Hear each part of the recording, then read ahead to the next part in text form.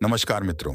आपने कभी ना कभी अपने सगे संबंधी, अपने मित्र या अपनी धर्मपत्नी के या किसी और के मन की बातों को जानने का प्रयास तो अवश्य ही किया होगा कि अगर मुझे अपने सामने वाले की किसी ना किसी तरीके से मुझे उसके मन की बात पता चल जाए कि उसके मन में मेरे लिए क्या चल रहा है। तो मित्रों, भगवान श्री कृष्ण जी ने लोगों के मन की बातों को जानने के 3 रहस्य बताए हैं। मित्रों, चलो मैं आप सभी को एक कहानी के माध्यम से बताता हूं। 3 रहस्य है जिन्हें यदि कोई मनुष्य जान लेता है तो वह किसी के भी मन की बातों को पढ़ सकता है। परंतु मित्रों, मैं आप सभी के लिए भगवान श्री कृष्ण और श्री राधा रानी जी से आग्रह करता हूं कि जो भी मनुष्य इस वीडियो को पूरा देखे उसके घर में कभी दुख नहीं आने देना, उसके घर को धन संपत्ति से भर देना, उन पर हमेशा अपनी कृपा बनाए रखना। मित्रों, एक बार की बात है, भगवान श्री कृष्ण अपनी द्वारिका नगरी में खड़े होकर बांसुरी बजा रहे थे। तभी उनके पास जगत कल्याण श्री राधा रानी जी आती है और भगवान श्री कृष्ण से कहती हैं कि हे मोहन, मैं आपसे कुछ पूछना चाहती हूं। यह प्रश्न मेरे मन में बहुत दिनों से उठ रहा था, परंतु मुझे इस प्रश्न को पूछने का उचित समय नहीं मिला। इसीलिए मैंने आज तक आपसे यह प्रश्न नहीं पूछा, परंतु आज मैं आपसे यह प्रश्न पूछ रही हूं। कृपया मेरे इस प्रश्न का आप उत्तर दें। तब जगत के रचयिता भगवान श्री कृष्ण कहते हैं, हे देवी राधा, पूछो आप अपना प्रश्न, मैं आपके प्रश्न का उत्तर आपको अवश्य दूंगा। तब श्री राधा रानी जी कहती हैं कि हे प्यारे श्री कृष्ण, मेरा प्रश्न आपसे यह है कि आप बिना बताए ही मेरे मन की बातों को कैसे जान लेते हैं। मैं तो आपको कुछ बताती भी नहीं हूं, फिर भी आपको ना जाने कैसे पता चल जाता है कि मैं आपसे क्या कहना चाहती हूं। मेरे मन में आपके लिए क्या है, मैं ही नहीं, आप तो यशोदा मैया गोपियों के साथ साथ नंद बाबा के मन की भी बात जान ले हो। आप हम सभी के मन की बातों को कैसे जान लेते हो। तब भगवान श्री कृष्ण जी कहते हैं कि हे राधे, तुम्हारा प्रश्न वाकई में सराहनीय है। हे राधे, किसी के भी मन की बातें जानने के 3 रहस्य होते हैं, लेकिन इन तीनों रहस्यों को समझना अति आवश्यक है। यदि कोई भी मनुष्य इन 3 रहस्यों को समझ लेता है तो वह किसी के भी मन की बातों को बड़ी ही आसानी से जान सकता है, समझ सकता है। परंतु मैं तुम्हें इसे बताने से पहले एक कहानी सुनाता हूं। अब श्री राधा रानी जी कहती हैं कि हे मोहन, आप वह कहानी सुनाइए, मैं उसे पूरा सुनूंगी और उस पर अमल भी करूंगी। अब भगवान श्री कृष्ण कहानी को सुनाना आरंभ करते हैं और कहते हैं कि हे राधे, बहुत समय पहले की बात है। मगध देश के राज्य में एक छोटा सा गांव हुआ करता था। उस गांव में 2 भाई रहा करते थे, लेकिन बड़ा भाई अंधा था, जिस कारण से वह हमेशा घर पर ही बैठा रहता था और छोटा भाई खेती किया करता था। लेकिन खेतों में अधिक जानवर आने से उनकी पूरी फसलें नष्ट हो जाती थीं, जिस कारण छोटा भाई बहुत परेशान हो चुका था। तभी उसे एक तरकीब सूझ है। एक दिन उसने सोचा, खेतों में से इन जानवर को भगाने के लिए क्यों ना मैं अपने बड़े भाई की मदद लूं। वैसे भी बड़े भैया अंधे हैं, अगर वह खेत में बैठे रहेंगे और जानवरों की आहट आने पर वो उन्हें जोर से चिल्लाकर उन्हें खेतों से भगा सकते हैं, जिस हमारी फसलें खराब नहीं होंगी। इसलिए मैं बड़े भैया को खेत में बिठा देता हूं। यह सब सोच विचार करने के बाद उसने अपने खेत में एक छोटी सी झोपड़ी तैयार की और अपने अंधे भाई से उसने आज्ञा ली। तो उसका बड़ा भाई भी मान गया और छोटे भाई ने बड़े भाई को खेत में बिठा दिया और उनसे कहा, भैया, यदि कोई जानवर की आहट आपको सुनाई दे तो आप जोर जोर से चिल्लाना। यह सुनकर वह जानवर यहां से भाग जाएंगे और हमारी फसल नष्ट होने से बच जाएगी। बड़ा भाई अपने छोटे भाई की बातों को मान लेता है और वह उसी दिन से खेत में ही रहना शुरू कर देता है। जब भी किसी जानवर की आहट उसे सुनाई देती थी तो वह तुरंत जोर जोर से चिल्लाना शुरू कर देता था, जिससे वह जानवर उसके खेतों से भाग जाते थे। ऐसा करते करते कई दिन बीत चुके थे। तभी एक दिन उसके खेत में एक हिरण भागता हुआ आता है और वह खेत के बांध को तोड़कर वहां से भाग जाता है। परंतु वह हिरण अपनी जान बचाने के लिए भाग रहा था, क्योंकि उस हिरण का पीछा करते हुए एक राजा भी उस खेत के पास में आ पहुंचता है। तभी राजा की नजर उस अंधे भाई पर पड़ती है। राजा उस व्यक्ति से कहता है, देखो, मैं यहां पर एक जानवर का पीछा करते हुए आया हूं, क्या तुमने उस जानवर को यहां पर देखा है। उस राजा की यह बात सुनकर वह व्यक्ति कहता है कि हे राजन, मैं तो अंधा हूं, मैं भला किसी जानवर को कैसे देख सकता हूं। लेकिन मैं आपको इतना जरूर बता सकता हूं कि जो जानवर मेरे खेतों से होकर भाग कर गया है वह आपके लायक नहीं है। आप उसके पीछे अपना समय यूं ही व्यर्थ ना करें। तब वह राजा उस अंधे व्यक्ति की बात सुनकर बड़ा अचरज में पड़ गया। वह यह सोचने लगा कि यह तो अंधा है, फिर इसे कैसे पता कि जिस हिरण की मैं तलाश रहा हूं वह हिरण मेरे लायक है ही नहीं। वैसे भी यह अंधा व्यक्ति मुझे कैसे बता सकता है। तभी राजा उस अंधे व्यक्ति से कहता है, कहीं तुम मुझे झूठ तो नहीं कर रहे? एक तरफ तुम यह कहते हो कि तुम अंधे हो और दूसरी तरफ तुम यह भी कह रहे हो कि जो जानवर तुम्हारे खेतों से होकर भागा है वह मेरे लायक नहीं है। राजा की इस बात को सुनकर वह अंधा व्यक्ति कहता है, राजा जी, जिसे आप एक हिरण समझ रहे हैं असल में वह एक हिरण नहीं है बल्कि एक हिरणी है, और वह भी गर्भवती है। और जहां तक मुझे ज्ञान है मैंने कभी किसी राजा को किसी गर्भवती हिरणी का शिकार करते हुए नहीं सुना है, और इसी कारण मैं आपसे यह कह रहा हूं कि वह हिरनी आपके लायक नहीं है। आप उसके पीछे अपना समय व्यर्थ ना करें। यह सुनकर राजा और भी अचरज में पड़ गया। वह यह सोचने लगा कि आखिर यह अंधा आदमी यह कैसे जान सकता है कि वह हिरनी है, साथ ही वह गर्भवती भी है। राजा कुछ देर सोच विचार करने के बाद अपने सेनापति से कहता है, हे सेनापति जी, मुझे वह जानवर जिंदा चाहिए, क्योंकि मुझे यह पता करना है क्या वह हिरनी है या नहीं और क्या वह गर्भवती है। यह अंधा आदमी बहुत विश्वास के साथ कह रहा है और मुझे इस बात की पुष्टि करनी है, यदि वह हिरनी हुई और गर्भवती हुई तो वह हमारे शिकार के लायक नहीं है, क्योंकि हम तो एक हिरण का पीछा कर रहे थे। इसलिए जाओ और जल्दी पता करो कि क्या वह हिरनी है या नहीं। अब वह सेनापति राजा से आज्ञा लेकर आगे की ओर बढ़ जाता है, और कुछ देर बाद जब वह वापस लौट कर आता है तो वह राजा को कहता है, हे राजन, इस अंधे आदमी ने जो भी बातें कही हैं वह बिल्कुल सही है। वह एक हिरनी ही है और वह गर्भवती भी है। यह सुनकर राजा आश्चर्यचकित रह गया। उसे समझ नहीं आ रहा था कि आखिर अंधा आदमी कैसे पता कर सकता है कि वह जानवर एक हिरनी है और तो और वह गर्भवती है। भला एक अंधा आदमी यह कैसे देख सकता है, यह कैसे जान सकता है, आखिर इसे यह कैसे पता चला? ऐसे कई सारे प्रश्न राजा के मन में उमड़ने लगे। अब राजा ने यह ठान लिया था कि मुझे इस बात की जड़ तक पहुंचना है कि आखिर यह अंधा आदमी कैसे जान गया कि वह जानवर एक हिरनी थी। मित्रों, अब भगवान श्री कृष्ण श्री राधा रानी जी से कहते हैं कि यह सोचकर राजा उस अंधे आदमी के पास जाता है और उस अंधे आदमी से कहता है, देखो, मैं यह तो नहीं जानता कि तुम सचमुच अंधे हो या नहीं, लेकिन मैं तुमसे एक बात जानने आया हूं। क्या तुम मेरे प्रश्न का सही सही जवाब दे सकते हो? इस पर वह अंधा व्यक्ति कहता है, हे राजन, आप हमारे राजा हैं, भला मैं आपसे कैसे झूठ बोल सकता हूं? आप मुझसे जो कुछ पूछना चाहते हैं मुझसे पूछ सकते हैं, मैं आपको बिल्कुल सच सच जवाब दूंगा। इस पर राजा कहता है, देखो, एक तो तुम कहते हो कि तुम अंधे हो और दूसरी तरफ तुमने यह बता दिया कि जिस जानवर का पीछा मैं कर रहा था वह एक हिरनी है, और तो और वह गर्भवती भी है। आखिर तुम्हें यह कैसे पता चला? तुम्हारे खेत में और भी तो जानवर आते होंगे और भी तो जानवर यहां से गुजरते होंगे, फिर तुमने यह कैसे अंदाजा लगाया कि वह हिरनी ही है? तभी वह अंधा व्यक्ति राजा से कहता है, हे राजन, आप जिस हिरनी का पीछा कर रहे थे वही हिरनी जब मेरे खेत में आई, उसकी रफ्तार और उसके भागने की आहट से मुझे यह एहसास हो चुका था कि यह एक हिरनी है, और मेरे खेत की जो बांध है वह बहुत छोटी है, उसकी ऊंचाई ज्यादा नहीं है।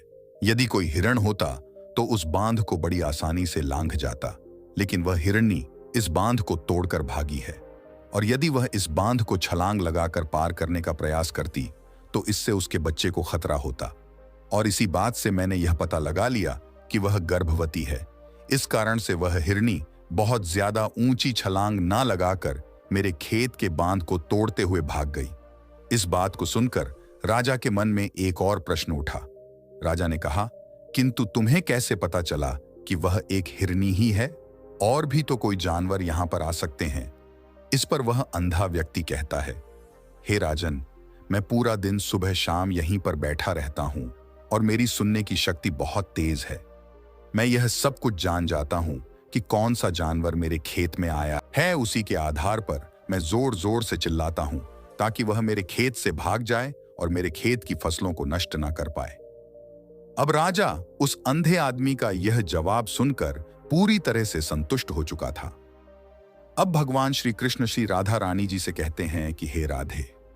अब वह राजा मन ही मन यह सोच रहा था कि यह आदमी भले ही अंधा है, लेकिन यह तो बड़ा ज्ञानी मालूम पड़ता है। इस आदमी से कुछ ना कुछ तो काम निकलवाना ही चाहिए। यह विचार लिए हुए राजा उस अंधे आदमी को अपने साथ वहां से वापस अपने महल की ओर ले जाता है। राजमहल पहुंचने के बाद राजा उस अंधे व्यक्ति से कहता है, आप तो बड़े ज्ञानी व्यक्ति हैं, आपको किसी भी बात का पता बड़ी आसानी से चल जाता है। आज मैं आपको यहां पर इसलिए लेकर आया हूं क्योंकि मैं आपसे यह जानना चाहता हूं कि मेरी पत्नी पतिव्रता है या नहीं। इस पर वह अंधा व्यक्ति कहता है, हे राजन, यह कैसा प्रश्न हुआ? इस बात पर राजा कहता है, मैंने आपसे बिल्कुल ही उचित प्रश्न किया है, मुझे इस प्रश्न का उत्तर दीजिए। इस पर वह अंधा व्यक्ति कहता है, हे राजन, ये सारी बातें जाने दीजिए। आपकी शादी को इतने साल बीत चुके हैं और अब आप यह बात क्यों जानना चाहते हैं? आपको अपनी पत्नी के प्रति ऐसा नहीं सोचना चाहिए। आपके मन में ऐसे प्रश्न क्यों उठ रहे हैं? इस बात पर राजा जिद करते हुए कहता है, देखिए, आपको मुझे इस प्रश्न का उत्तर तो देना ही होगा। यदि आप मुझे इस प्रश्न का उत्तर नहीं देंगे तो मैं आपको मृत्युदंड दे दूंगा। राजा के मुख से मृत्युदंड की बात सुनकर वह अंधा व्यक्ति कहता है, हे राजन, यदि आप इस प्रश्न का उत्तर जानना चाहते हैं तो उसके लिए आपको मेरा एक काम करना होगा। तब राजा कहता है, बोलो, मुझे कौन सा काम करना होगा? इस पर वह अंधा व्यक्ति कहता है, इसके लिए आपको अपनी पत्नी को मेरे साथ कमरे में अकेले छोड़ना होगा। जब राजा उस अंधे व्यक्ति की यह बातें सुनता है तो राजा पहले तो क्रोधित हो जाता है, लेकिन फिर कुछ सोच विचार करने के बाद वह उस व्यक्ति की बात मान लेता है और अपने सेनापति को आदेश देता है, सेनापति जी, इस व्यक्ति को मेरी पत्नी के साथ एक कमरे में कुछ देर के लिए अकेला छोड़ दिया जाए। तब सेनापति बिल्कुल वैसा ही करता है। अब राजा की पत्नी और अंधा आदमी एक कमरे में बंद हो चुके थे। तभी वह अंधा आदमी राजा की पत्नी से कहता है, मुझे आपको छूना है। इस बात को सुनते ही रानी अत्यधिक क्रोधित हो जाती है और उस अंधे आदमी को वह पकड़कर पीटने लगती है, कभी हाथों से तो कभी लातों से तो कभी पटक पटक कर। इस तरह से उन्होंने उस अंधे आदमी की खूब पिटाई की। उसके बाद किसी तरह से वह अंधा आदमी अपनी जान बचाकर वहां से भाग निकला और वह राजा के पास जा पहुंचता है और वह राजा से कहता है, हे राजन, आपकी पत्नी पतिव्रता नहीं है। यह बात सुनकर राजा अत्यधिक क्रोधित हो उठता है और राजा अपनी तलवार निकालकर सीधा अपनी पत्नी की ओर जाता है और क्रोधित होकर वह अपनी रानी से कहता है, रानी जी, आज मैं जो भी सवाल आपसे करने वाला हूं उसका मुझे सच सच जवाब दीजिएगा, और यदि आपने एक शब्द भी झूठ कहा तो मैं अभी के अभी आपका सर आपके धड़ से अलग कर दूंगा। आगे वह राजा कहता है, मुझे बताइए, क्या आप पतिव्रता हैं या नहीं? इस पर रानी कहती हैं, हे राजन, आप भले ही मुझे जान से मार दीजिए, लेकिन मैं पतिव्रता नहीं हूं। राजा यह बात सुनकर बहुत दुखी हुआ, लेकिन उसे खुशी इस बात की थी क्योंकि उस अंधे आदमी ने जो भी कहा था वह बिल्कुल सच था। अब रानी के मुंह से यह बात सुनकर तुरंत ही राजा उस आदमी के पास पहुंचता है और आकर उस अंधे आदमी से कहता है, तुम्हें कैसे पता चला कि मेरी पत्नी पतिव्रता नहीं है? इस पर वह अंधा आदमी कहता है, हे राजन, बड़ी सीधी सी बात है। मैंने तो आपकी पत्नी से बस इतना ही कहा था कि मुझे आपको छूना है, और इस बात पर वह इतना क्रोधित हो उठी कि उन्होंने गुस्से में आकर मुझ पर लात घूंसे शुरू कर दिया। और भला कोई औरत किसी और मर्द को कैसे छू सकती है? लेकिन उन्होंने ना आव देखा ना ताव, बस लात घूंसे मुझ पर बरसाने शुरू कर दिए। वह भी तो एक छूना ही हुआ, और एक पतिव्रता स्त्री कभी भी पराए मर्द को नहीं छूती है।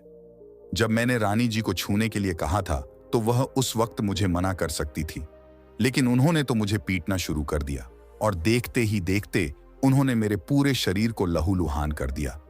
अब आप ही बताइए, ऐसी स्त्री भला पतिव्रता कैसे हो सकती है? अब भगवान श्री कृष्ण आगे कहते हैं, हे राधे। इस पर राजा कहता है, तुम तो बड़े ज्ञानी मालूम पड़ते हो। अच्छा ठीक है, चलो तुम मेरे एक प्रश्न का और जवाब दो। यदि तुमने मुझे इस प्रश्न का सही सही जवाब दे दिया तो मैं तुम्हें यहां से जाने दूंगा। अब आगे राजा उस अंधे व्यक्ति से कहता है कि तुम मुझे यह बताओ कि क्या मैं सच में अपने पिताजी का ही बेटा हूं या फिर किसी और का? इस पर वह अंधा कहता है, हे राजन, इस बात से आपका क्या लेना देना? आप किसी की भी औलाद हो। आखिर आप हैं तो इस राज्य के राजा ही, इसीलिए इस प्रश्न को जाने दीजिए। लेकिन फिर भी वह राजा कहता है, नहीं, मुझे इस प्रश्न का सही सही जवाब चाहिए, अन्यथा यह प्रश्न मुझे हमेशा परेशान करता रहेगा। इसीलिए मैं इसका सही जवाब जानना चाहता हूं। यदि तुम इसका सही सही जवाब दे देते हो तो तुम यहां से जा सकते हो, मैं तुम्हें नहीं रोकूंगा। इस पर वह अंधा आदमी कहता है, हे राजन, इसके लिए तो मुझे आपकी मां के पास भी जाने की कोई आवश्यकता नहीं है। मैं आपको अभी यहां ही बता सकता हूं कि आप किसकी औलाद है। लेकिन उससे पहले मैं चाहता हूं कि आप मुझसे एक वादा करें कि आप मुझ पर क्रोध नहीं करेंगे। तब राजा ने कहा, मैं तुमसे वादा करता हूं, मैं तुम पर क्रोध नहीं करूंगा। इसके बाद वह अंधा आदमी राजा से कहता है, हे राजा, आप हैं तो अपने ही पिता के ही पुत्र, लेकिन आप पर एक कंजूस सेठ की छाप पड़ी हुई है। यह सुनकर राजा बहुत क्रोधित हो उठा और वह तुरंत तलवार निकालकर अपनी मां के पास जा पहुंचा। वहां पर पहुंचने के बाद राजा अपनी मां से कहता है, मां, मुझे सच सच बताइए, क्या मैं अपने पिता का ही पुत्र हूं या नहीं? यदि आपने मुझे सही सही नहीं बताया तो मैं यहीं पर अपने प्राण त्याग दूंगा। मुझे बताओ कि सच क्या है। इस पर उस राजा की मां कहती हैं, बेटा, तू है तो अपने ही पिता का पुत्र, लेकिन तुम्हारे ऊपर एक कंजूस सेठ की छाया पड़ी हुई है। जब मैं एक बार नहाने के बाद अपना मुंह आईने में देख रही थी, तभी उस कांच के पीछे मुझे कंजूस सेठ नजर आया था और तभी से उस सेठ की छाया तुम पर पड़ गई। यह सुनकर राजा बहुत खुश हो जाता है और वह तुरंत दौड़ा दौड़ा वापस उस अंधे आदमी के पास पहुंचता है और उस अंधे आदमी से कहता है, तुम्हें यह कैसे पता चला कि मुझ पर एक कंजूस सेठ की छाया पड़ी हुई है? राजा की इस बात पर वह आदमी कहता है, हे राजन, आपने मुझसे कई सारे सवाल पूछे जिनका जवाब मैंने आपको सही सही दिया है। यदि कोई और राजा होता तो मुझे इसके बदले में बहुत सारे इनाम दे चुका होता, लेकिन अब तक आपने मुझे एक फूटी कौड़ी तक नहीं दी है। इस बात से ही मैंने अंदाजा लगा लिया था कि आप बहुत कंजूस हो। यह बात सुनकर राजा जोर जोर से हंसने लगा और कहने कि आप जो भी मांगेंगे वह हम आपको अवश्य देंगे। लेकिन मुझे यह बताओ कि तुम्हें कैसे पता चल जाता है कि कौन सी बात सही है और कौन सी गलत? तुम किसी भी बात का इतना सटीक और सही जवाब कैसे दे पाते हो? इस पर वह अंधा आदमी कहता है, हे राजन, मैं तो वैसे भी अंधा हूं। यदि मेरी आंखें होती तो मैं किसी के भी मन की बातें बड़ी सरलता से जान लेता। मन को पढ़ने की एक भाषा होती है और यह भाषा मनुष्य के शरीर के व्यवहार के रूप में छिपी होती है। उसकी आंखों से, उसके होठों से, उसके काम करने के तरीके से, उसकी क्रियाओं से पता किया जा सकता है कि उसके मन में क्या चल रहा है। उसके आधार पर हम किसी के भी मन की बातें जान सकते हैं। लेकिन मैं तो अंधा हूं, मैं देख नहीं सकता, इसलिए मैं किसी की क्रियाएं देख नहीं सकता हूं। परंतु यही मुझे कोई बात जाननी होती है तो मुझे अगले आदमी को कुछ काम देना पड़ता है और मैं उसके बर्ताव को समझता हूं कि वह व्यक्ति किस प्रकार काम करता है, किस तरीके से मैंने जो उसे काम दिया है वह उसको कैसे करता है। उसके आधार पर ही मैं यह पता कर पाता हूं कि उसके मन में क्या चल रहा है। तभी वह राजा कहता है, तो क्या इसका अर्थ यह हुआ कि क्या मैं भी किसी के मन की बातें जान सकता हूं? इस पर वह अंधा आदमी कहता है, हे राजन, अवश्य ही आप भी किसी भी व्यक्ति के मन की बातें जान सकते हैं, किंतु उससे पहले आपको अपने ऊपर काम करना होगा और वह काम है अपने मन को शांत रखना। किसी के मन की बातों को जानने के लिए हमें अपने मन को वर्तमान में लाना होता है, जिसके लिए मैं आज आपको 3 तरीके बताने वाला हूं और यह तीनों ही तरीके बड़े ही आसान और सरल हैं। किंतु हे राजन, उससे पहले आपको एक काम करना होगा, आपको अपने मन को एकाग्र करना होगा। जब हम अपने मन को एकाग्र करते हैं, अपने मन को वर्तमान में लाते हैं, तो हम दूसरे मनुष्य के मन की बातों को जान सकते हैं, क्योंकि वह आदमी अभी भी अपने मन में वर्तमान में ही सोच रहा होता है और हमें भी मन को वर्तमान में ही लाना होता है। तभी हम उसके मन की बातें जान सकते हैं। यदि हम अतीत में हुई घटनाओं के बारे में सोच रहे हैं तो वह जो अगला आदमी वर्तमान में सोच रहा है, वर्तमान में अपने मन में बात कर रहा है, तब हम उसके मन की बात को नहीं जान पाएंगे, क्योंकि हम तो अतीत की घटनाओं में डूबे हुए हैं। इसलिए किसी के भी मन की बात जानने के लिए सबसे पहले हमें हमारे मन को एकाग्र करना होगा। उसे वर्तमान में लाना होगा। आगे वह व्यक्ति राजा से कहता है, हे राजन, मैं आपको जो 3 तरीके बताने वाला हूं, इन 3 तरीकों से बड़ी आसानी से किसी के भी मन की कोई भी बातें हम जान सकते हैं। अब भगवान श्री कृष्ण जी श्री राधा रानी जी से कहते हैं, हे राधे, अब आपको आपके प्रश्नों का उत्तर मिलने वाला है कि मैं कैसे आपके मन की बातों को बड़े ही आसानी से पढ़ लेता हूं। श्री कृष्ण जी श्री राधा रानी जी से आगे कहते हैं, हे राधे, अब वह अंधा आदमी राजा से कहता है, हे राजन, सबसे पहला तरीका है तुम्हें जिसके भी मन की बातों को जानना है, तुम्हें उसकी आंखों पर ध्यान देना होता है। किसी व्यक्ति से बात करते वक्त उसकी आंखों में देखना, उसकी आंखों पर ध्यान देना ही सबसे ज्यादा जरूरी होता है, क्योंकि आंखें बोलती नहीं पर बहुत कुछ नजरों से ही कह जाती हैं। यदि हम किसी व्यक्ति की आंखों के इशारों को समझना सीख जाए तो हम यह जान पाएंगे कि व्यक्ति के दिमाग में क्या चल रहा है, वह क्या सोच रहा है और अभी वह क्या करने वाला है। हे राजन, मेरे पास आंखें नहीं हैं, लेकिन मैंने अपने गुरु से यह विद्या सीखी है, क्योंकि बहुत सालों पहले मेरे पास आंखें थीं और मैं उस वक्त लोगों के मन की बातें केवल उनकी आंखों से ही जान लिया करता था। इसलिए यदि आप भी किसी दूसरों के मन की बातें जानना चाहते हैं तो आपको भी उनकी आंखों पर गौर करना चाहिए, जैसे कि उनका आकार कैसा है, वह कब, कहां और किधर देख रहा है। यदि उसकी आंखें यहां वहां घूम रही हैं जब आप उससे बातें कर रहे हैं और वह मनुष्य अपनी आंखें इधर उधर मोड़ रहा है, कभी ऊपर तो कभी नीचे या कभी आसपास, या फिर उसकी आंखें खुश नजर आ रही हैं या फिर आंखों में निराशा नजर आ रही है, जैसे कि चोर होता है। उसकी आंखों में जब हम देखते हैं तो हमें यह पता चलता है कि अगले आदमी ने कोई गलती की है। ठीक इस प्रकार जब हम किसी चालाक व्यक्ति की आंखों में देखते हैं तो आपको पता चलेगा कि उसकी आंखों में एक भाषा होती है, एक बहुत ही सीधा और आसान तरीका होता है। यदि आपको यह पता लगाना है कि सामने वाला व्यक्ति आपसे झूठ कह रहा है या फिर सही, तो आपको उसकी आंखों पर ध्यान देना अति आवश्यक है। यदि आपसे बात करते वक्त वह व्यक्ति अपनी आंखें यहां वहां घुमा रहा है, ऊपर नीचे इधर उधर दाएं बाएं हर जगह देख रहा है, तो इसका अर्थ यह हुआ कि वह उस बात से निकलने का कोई रास्ता ढूंढ रहा है। वह अपने अपने आप को अच्छा दिखाना चाहता है, लेकिन वह है झूठा। यदि सामने वाला व्यक्ति आपसे कुछ झूठ कहने का प्रयास कर रहा है तो वह आपसे नजर नहीं मिलाएगा। वह यहां वहां देखेगा, ऊपर नीचे देखेगा, लेकिन वह आपकी आंखों में आंखें डालकर कभी नहीं देख पाएगा, क्योंकि उसे डर है कि यदि उसने आपकी आंखों में आंखें डालकर देखा तो उसका झूठ पकड़ा जाएगा और लोगों को सच्चाई का पता चल जाएगा। और इसी प्रकार कुछ लोगों के मन की बात जानने की भाषा यह होती है, जब आप किसी की आंखों में आंखें डालकर यह देखना शुरू कर देंगे कि उसके हाव भाव कैसे हैं, ठीक उसी प्रकार चेहरे के हाव भाव होते हैं, जिससे हम मन की बातें बड़ी ही आसानी से समझ सकते हैं और इन्हें भी समझना बहुत जरूरी है। कभी कभी कोई व्यक्ति अपने चेहरे से, जैसे आंख, होंठ और बहुत से अंगों से अलग व्यवहार करता है। यदि आप किसी व्यक्ति के चेहरे में गौर करेंगे तो आप आसानी से समझ पाएंगे कि वह व्यक्ति निराश है या वह व्यक्ति बहुत उदास है या फिर वह बहुत खुश है या फिर उसे कोई बात का बहुत बड़ा दुख है।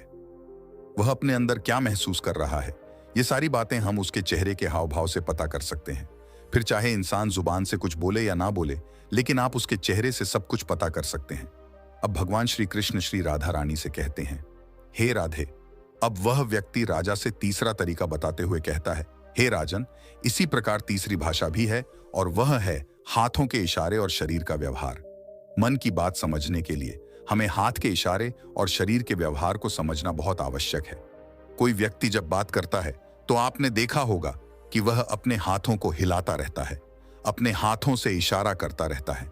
लोगों की बातों के साथ साथ अपने शरीर का जो व्यवहार है उसका भी पूरा उपयोग करता है, जिससे हमें यह पता चल पाता है कि वह व्यक्ति हमारी बातों पर कितना ध्यान दे रहा है और उसके मन में क्या चल रहा है। मनुष्यों के शरीर के व्यवहार को देखने के लिए उसके हाथ मटका और शरीर मटका और चेहरे पर बार बार हाथ लाने या हाथों का एक दूसरे से मसलन, ऐसी बहुत सी क्रियाएं होती हैं। उस पर हमें ध्यान देना अति आवश्यक है। मन की बात को समझना के लिए हमें शरीर के व्यवहार को भी समझना पड़ता है।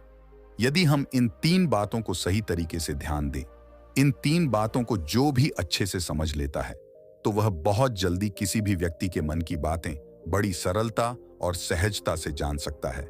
इसलिए यदि आपको किसी के मन की बातें जाननी है, तो आपको उसकी आंखों पर, उसके चेहरे पर, उसके शरीर के हाव भाव को और उसके हाथों को ध्यानपूर्वक देखना और समझना होगा, जिससे आप यह समझ पाएंगे कि आखिरकार उसके मन में क्या चल रहा है और वह क्या सोच रहा है। लेकिन उससे पहले आपको अपने मन को एकाग्र करना होगा, अपने मन को शांत करना होगा और अपने मन को वर्तमान में लाना होगा। तभी आप सामने वाले व्यक्ति की सभी क्रियाओं पर ध्यान दे पाएंगे, उन्हें समझ पाएंगे। अन्यथा आप यदि अतीत की घटनाओं में व्यस्त रहेंगे, भविष्य की योजनाओं में व्यस्त रहेंगे, तो आप उस व्यक्ति के हाव भाव पर कभी ध्यान ही नहीं दे पाएंगे और ना ही आप कभी यह समझ पाएंगे कि आखिर उस व्यक्ति के मन में क्या चल रहा है, वह क्या सोच रहा है। आपने देखा होगा कि ऐसे कई संत महात्मा होते हैं जो बड़ी ही शांति से आपको देखते हैं और आपको देखकर ही यह बता देते हैं कि आपके मन में क्या चल रहा है। यह उनको पता चल जाता है और इसका सबसे बड़ा प्रमुख कारण यही है कि वह आपको पढ़ सकते हैं, आपको समझ सकते हैं, आपकी मन की बातें जान सकते हैं, क्योंकि उनका मन एकाग्र है, शांत है और यही कारण है कि वह आपके मन की बातें बड़ी सरलता से समझ जाते हैं। मित्रों, अब भगवान श्री कृष्ण जी कहते हैं कि हे राधे, यह कहानी सभी मनुष्यों को प्रेरित करती है कि जो भी मनुष्य किसी भी मनुष्य के मन की बात जानना चाहता है, तो उसे अपने मन को एकाग्र करना होगा, तभी वह सबके मन की बातों को समझ पाएगा। तब श्री राधा रानी जी कहती हैं कि हे मोहन, आपने आज जो यह मुझे कथा सुनाई है, यह बहुत ही ज्ञानवर्धक है। मैं आपसे यह कथा सुनकर धन्य हो गई हूं। मित्रों, आप सभी को हमारे द्वारा सुनाई गई यह कथा कैसी लगी, मुझे कमेंट करके अवश्य बताना और इस वीडियो को अपने सभी मित्र बंधुओं में भी अवश्य शेयर करना। मित्रों, वीडियो को यहां तक देखने के लिए आप सभी का दिल से धन्यवाद।